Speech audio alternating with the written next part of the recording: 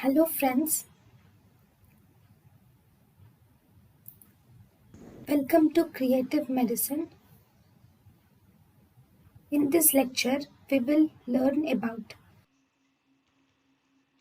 Now, next Fovea centralis.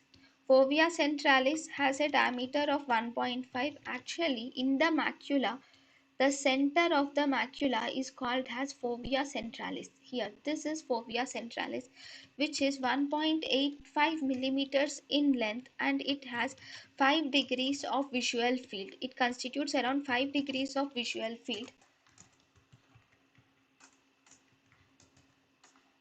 It is actually a central depression of the macula. So if this is the macula, the central depression of the macula is fovea centralis, which is here. This is fovea centralis. C. Here C is fovea centralis.